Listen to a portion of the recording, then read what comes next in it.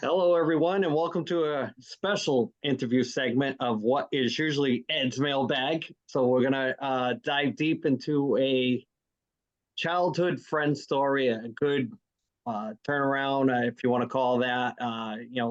Life changing journey, I should say. We're here with my buddy Dennis. We grew up with him. A lot of funny stories, a lot of fun times, memories growing up, a lot of good movie watching with this man. Up the creek, Animal House, Bachelor Party, Slapshot, you name it. We used to watch a plethora of go-to movies back in the day. I mean, renting movies, Friday night sleeping over my house. We had a ton of stuff, BMX bikes, mini bikes, tons of stuff.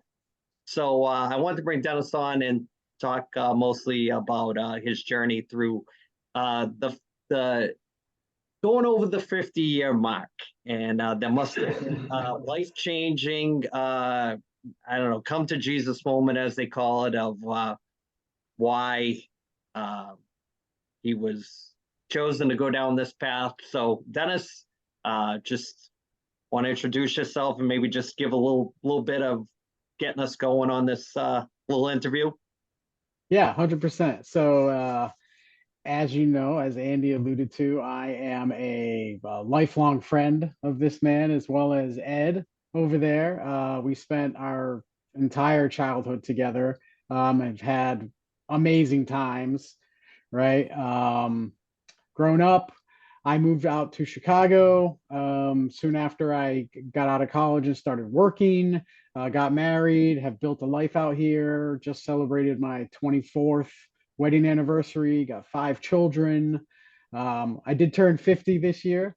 Now, essentially my whole adult life, and most of my childhood, I've been overweight.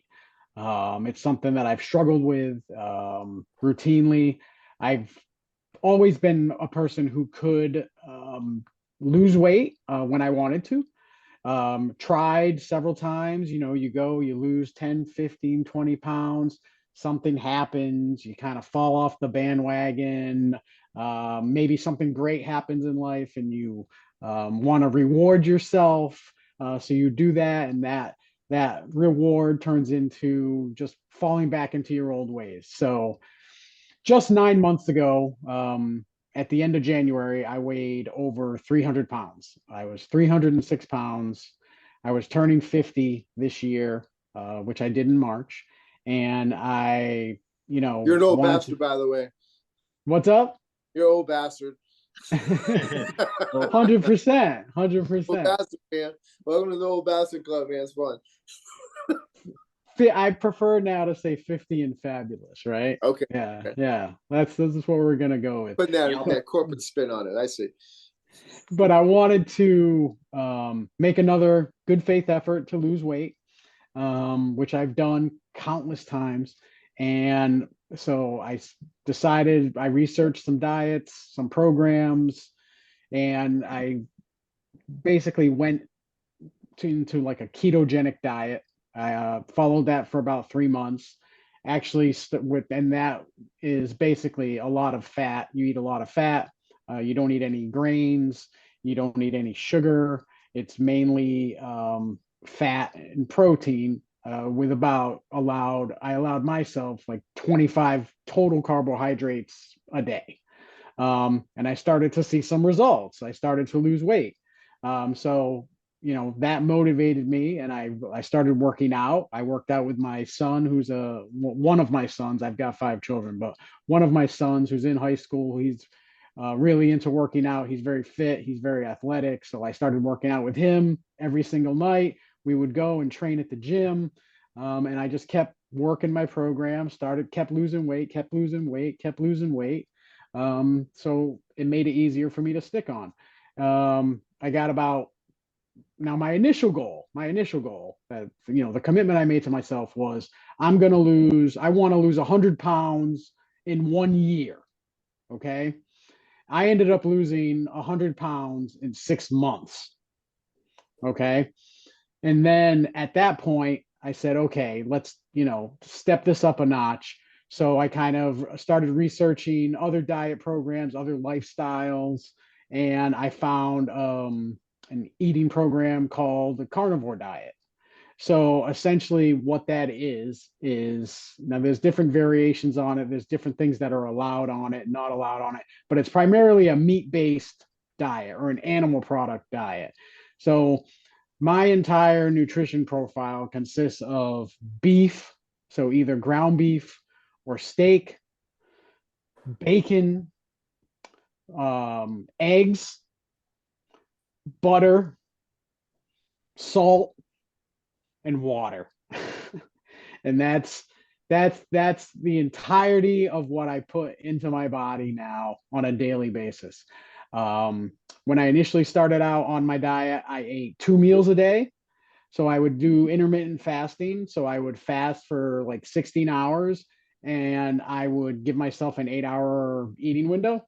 And I, made that a little bit more extreme. And I went to something called OMAD, which is 1 meal a day.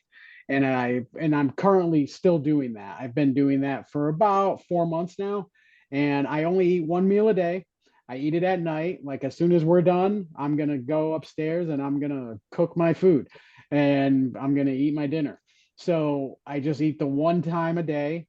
I eat about 2,200 calories, and then I fast for 23 hours and I don't eat anything. And I don't, the only thing I drink is water. I've given up soda, coffee. I don't eat any sugar. I don't eat any processed foods, no grains, none of it. If it's one ingredient feeding is what I do. And this has worked out tremendously for me. I've gone from 306 pounds all the way down to I currently weigh 168 pounds. And that's what I consider my maintenance weight. That's what I'm going to try to stick to. And it's been truly life changing. Because I've been an overweight adult my whole life. You guys know me. I was even overweight as a kid, right? Right. And it's just I failed so many times that I finally changed my relationship with food, and now I view it as not a reward, which I used to do, and it's purely I look at it as fuel. Once I could make that mindset switch, it all became easy for me. So if I can by doing this, spurn any one person into action, then that's awesome. So that's kind of why I'm trying to tell my story and, explain how I got the results I got. And if I can help anybody, I'm more than happy to do that. So before I have Ed jump in with a couple of questions, what I want to stress is it's from knowing you as a kid and always knowing, your weight fluctuation, especially like even when you first got out of high school, you had a great change in your physique when you started going to the gym, and then like you said, life happens and things and changing the mindset. But your sister had a turnaround, few years, well, more than a few years ago, where she just got into fitness and she changed her habits and everything, and you saw the results with that. You still see the results with that when I see her. Yeah. Which is, it's all motivational too. And it's great when I see it. I read so many things on the carnivore diet. Joe Rogan always talks about it. The ice bath is a big thing now. If you then the question I have for you, if you had to, other than the physical look of the change, and what is the one thing other than the physical side of it that you are the most happy with compared to last year? What is the biggest change other than your appearance? Yeah. And health wise, what is the one major thing that you have benefited from this? I would say it's something mental. Like I just feel like I'm a better dad. I'm a better husband. I'm a better friend. Um, I'm more productive at work. like my mental clarity is just so much better than it used to be. That is a big part of it. Almost as much as the physical is how much it's changed me mentally in a positive aspect.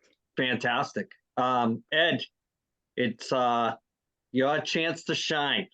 Well, what do you got for Dennis as a No, man, congratulations. That's awesome. That's awesome work, Dennis.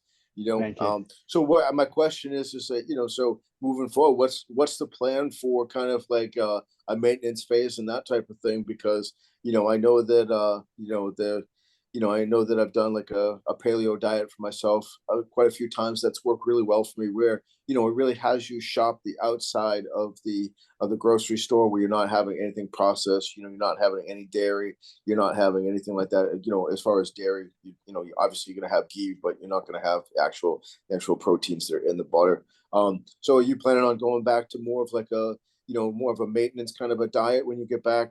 Or are you going to stay on the carnivore diet, like in what I mean by the maintenance type of thing, like a 40-30-30, 40% carbs, 30% protein, 30% fat, to kind of round out the diet, make sure your blood work is good, that type of thing, I guess, as you go forward through this.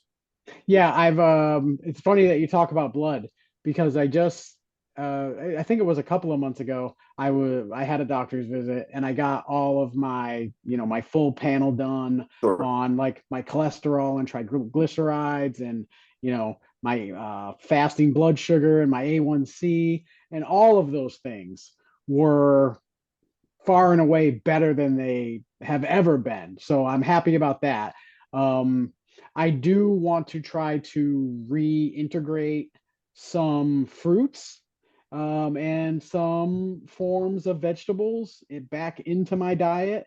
I'm probably never going to go back to eating like like breads and grains and things like that because they cause a lot of inflammation in my body, and they're really trigger points for me Sure. to kind of fall off the wagon and go back. And that's Right. And I understand. what I don't want to do. Right. Well, I mean, a So lot of it is that commercialized bread has a ton of sugar in it, that type of thing. I'm sure you're not talking about like actual homemade bread, that type of thing that pretty much has 4 or 5 ingredients in it. right, I, right. like stuff that you actually buy off the shelf, that type of thing. I, Yeah. and the carbs I'm talking about, like kind of going back to like, sweet potato, white potato, that type of thing, because it's just, and my question to you is this, because this is sustainable. I mean, but how long is it sustainable until it kind of gets to the point where it's like, okay, I need to make a little bit of a change. I do need to have some greens in my body. I need to have some orange things in my body. I need to have some red and those and purples into my body because those are important to you for your overall health as you move forward.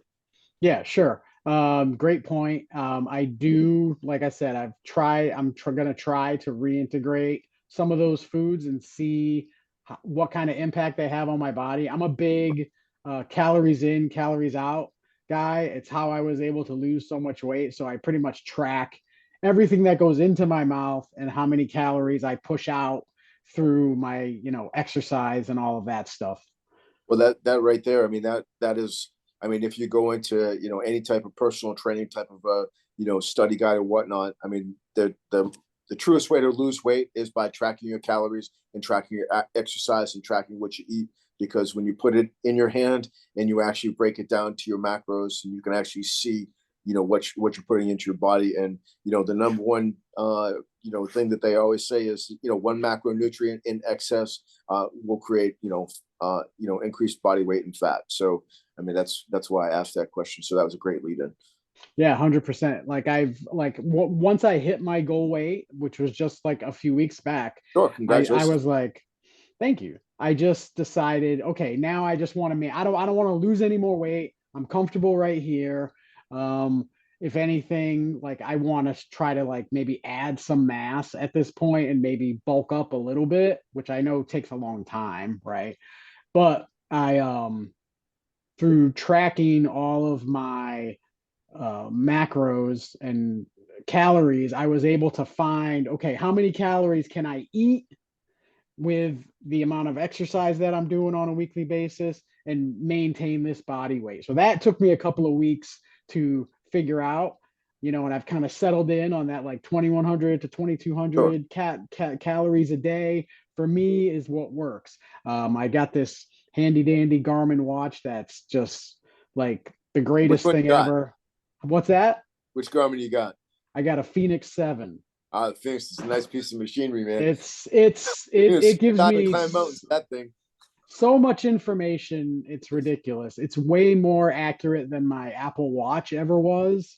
And it's just provided me with so much feedback that it's really helped me get to where I'm sitting today. So I'm really happy for having that. So you want to have all the tools at your disposal. You want to have a community. So that's why, like, I'm really big on Twitter with, getting information, following people, being accountable to people, having people be accountable to me, because I don't know everything. I'm just figuring it out. I just started doing this because I just didn't want to be so fat, and I've really developed a lot of great relationships over Twitter with people, and I've learned, a ton. So it's just been like a wild 9 months. It's funny because I just went to my brother-in-law's wedding last weekend, and I've seen people that I haven't seen in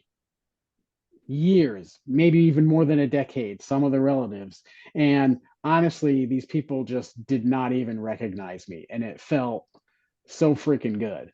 Like, yeah, and it was okay. And I didn't even eat the meal that was provided at the wedding. And that was okay. And I got some kind of side eye looks about it, and I got some questions about it. And I just, explained to, those people, like what I'm doing, why I'm doing it, and how I got to where I am. And I said, this is a choice I have to make. And there's always some weird social awkwardness that goes on with the way I eat.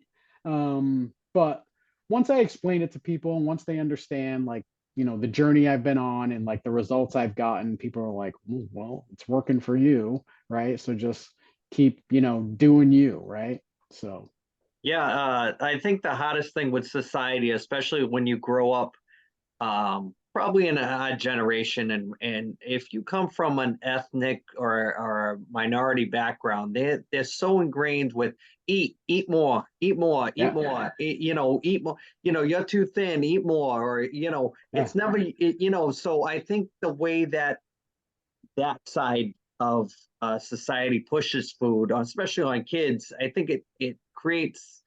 I'm not saying that kids shouldn't eat, because when you're young you can pile on a lot of stuff and still stay. yeah, But it sets a precedent going forward that I've read things about breakfast. The term comes from breaking your fast in the morning, and all that stuff with all these cereal companies, and breakfast is the most important meal of the day, all started through marketing and commercialization of how the 3 meals a day and the food pyramid with school and all that. It's all when you look at it, it's kind of sad to say that maybe it's a conspiracy theory, but it's kind of set in a way to kind of set you up for juvenile diabetes, or if you're a type of person that's stagnant in life, you sit a lot, and it's tough to lose the weight when society is set that way. So I mean, there was not a lot of juvenile obesity when we were kids. I mean, But we're always outside. That's why. yeah, that's what I was kind We're of always building outside. to. Yeah, And to take to your point, Andy, a lot of it too was just that we actually ate real food. yeah, And so the thing about it is just that, you eat, when you go to the store and you buy, stuff that's already pre-made and prepared that way, you really don't know what ingredients are in there. And that, so going to what Dennis has done with the carnivore diet, I've done the paleo diet, and now I'm kind of on a 40-30-30 kind of a matrix. It's kind of one of those things where I tend to eat a lot more stuff from the outside of the grocery store, not so much as on the inside aisles. And so even when you go to the prepared food, I mean, they have a list of ingredients on there, but they can still put other stuff in there that they don't have to tell you about. yeah. And I mean, if you walk down the cereal aisle you know, 90% of that aisle, I mean, it's junk food, but it's fortified with vitamins, you know? Yeah. Yeah. It's not really healthy for anybody. And And if you look at it, especially the stuff that you know, you buy for kids now, it's so much junk. I mean, from the cereal to granola bars to all the stuff that, you know, even like the Mott's applesauce and things like that. It's all, you think you're doing the right thing, but it's all marketed in a way to subliminally sell it to you that you think you're doing the right thing, and you're really, you know, kind of not. But Yeah. it's like Dennis said, everybody has a trigger. I mean, whether if you have a hard time with drinking, it's not that you can't. Once you say, okay, I'll just have one, people just can't have one with certain things. And whether, like, I know the hardest thing for me to kick, I could probably jump on a great diet, but the pizza would be the one thing that's the hardest for me to kick. It's like that's the one thing I've loved since I was a kid, and you know, I still, you know, after I haven't had pizza in a week, I'm like already I should get a pizza or something like that. So No, I get it. I get it. And I'm the same way. Like I love pizza. Um, but those foods got me to be 306 pounds, right? Like I just couldn't manage my metabolism eating those foods. And I just came to that realization, made a conscious decision to change what I put in my body. I was able to stick with it, be committed to it, and kind of like got through to the other side, right? Where it doesn't own you anymore, where it doesn't control your life anymore. And I've noticed that my children now, seeing the way I eat and the way I live, have kind of changed their eating habits as well. And there's a lot more of the healthier food in my house than there used to be. Because when I go to the store to stock up for them or whatever, you know, I'm mindful of the things that I'm buying, and I'm trying to, you know, get more healthy things for them, more fruits, get them to eat more vegetables, less, you know, chips and cookies and all that crap that is just part of that standard American diet that's just completely garbage for you. Get that crap out of my house. And but still allowing them to be kids, right? yeah, yeah, yeah. yeah. To circle back to, you know, like the cookie thing. I mean, there's a piece in it that there's a book called It Starts with Food, and there's an actual section it calls the Grumpy Cookie. You know, and basically what it says is that, you know, when we're little, you know, you have a bad day, mom plunks down the cookies down in front of you, right? Makes you feel better, right? So all of a Yep. sudden, become adults. I mean, all of a sudden it sets that psychological trap in your mind and that type of thing. You know, because when you're a kid, you have three cookies. As an adult, I mean, let's be honest. I mean, It's a you know, sleeve. Girl Scout, I would have a whole Girl Scout stack thing, of freaking the whole 10 sleeve. Oreos and a glass of milk, bro. Yeah. Like that would be like the standard thing at like 11 o'clock at night, or a peanut butter and jelly sandwich, right? Like, and those things make you feel good, Yeah, Right, they do. right? right. They Yeah, they make do. you feel good. There's an Yeah, emotional response that people have to food. Yeah. Once you can change your thinking to only look at the food as fuel, you can do anything. And that's that's right. what I was able to do. And that's It- what I've been able to do. so Dennis, so got like 5 minutes left. So I just have one quick question. Hopefully it's not that long of an answer, but energy wise, what is your energy level now compared to a year ago? It's through the roof. It's tremendous. I've never had more energy. I've never had more mental clarity. I sleep better. I sleep harder. I wake up feeling refreshed. I can get through my day. I go, you know, I go to work. I do my 10 hours at work. Then I go right to the gym. Then I, you know, and I'll do an hour and a half. I work out 7 days a week. I'll lift weights 6 days a week, and I'll do cardio 7 days a week. And then I come home and I eat and I sleep and I recharge and I rinse and repeat every single day. So my Awesome. energy levels haven't been better. But Awesome.